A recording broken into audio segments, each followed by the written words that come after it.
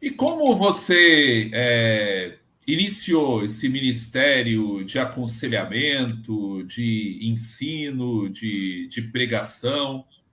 Essa experiência te impulsionou para o serviço eclesiástico?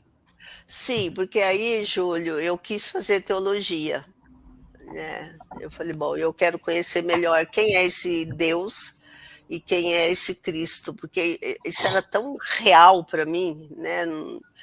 Que eu não tinha mais para onde escapar. Eu falei, bom, então eu quero conhecer melhor quem é Deus. E aí eu fui para a Faculdade Teológica Batista de São Paulo. E eu já tinha o meu filho, o meu primeiro filho. Aí eu fui para a faculdade, comecei a estudar. E aí fiz a opção por educação religiosa, e dentro de educação religiosa eu escolhi as matérias de aconselhamento. E aí foi que eu fui vendo, assim, o evangelho. Engraçado que eu conhecia a Bíblia, eu tinha a Bíblia praticamente decor, né? Eu sabia Salmo 139 decor, os livros da Bíblia, sabia tudo decor. Mas aí, depois disso, isso aí teve um novo sentido para mim. Eu comecei a ler a Bíblia como se ela fosse um livro novo. E essa ida para a faculdade fez com que um pastor que estava lá, ele era pastor da igreja lá em São Bernardo, nos convidasse para ir para a igreja dele. E nessa ida para a igreja, eu já descobri a habilidade que eu tinha para pegar um texto bíblico e ensinar esse texto bíblico.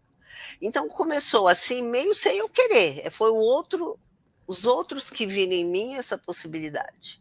E aí as pessoas gostavam muito do jeito que eu ensinava a Bíblia, o jeito que eu enxergava. Eu tenho um dom, Júlio, e não é mérito meu, não, é de Deus mesmo. Eu tenho uma capacidade de pegar o texto bíblico e trazer para o dia a dia da pessoa. Isso vem assim muito fácil para mim. E isso começou a atrair muitas pessoas.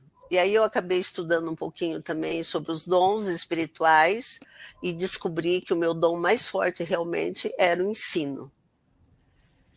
E aí, para isso se tornar um trabalho com as mulheres, foi um passo.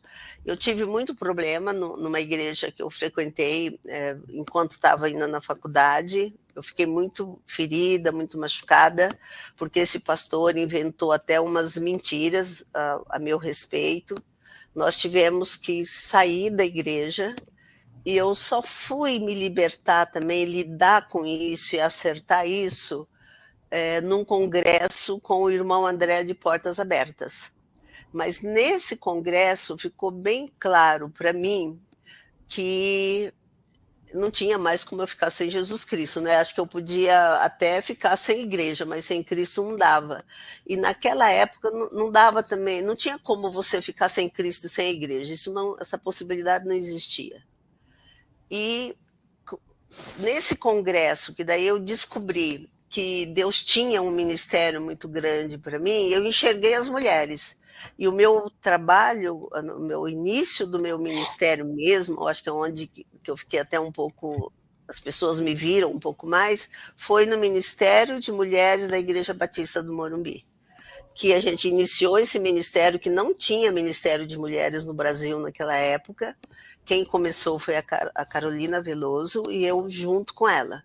Então aí nós começamos a fazer grupo de estudo bíblico, chá para as mulheres, congressos de mulheres. A gente chegava a fazer congresso com 500, 600 mulheres. Então foi uma coisa que foi acontecendo assim, sabe? Foi caminhando, de repente eu estava lá no meio das mulheres ensinando a Bíblia e fazendo todo esse trabalho ministerial, que o mais forte que eu fiz foi na Igreja Batista do Morumbi.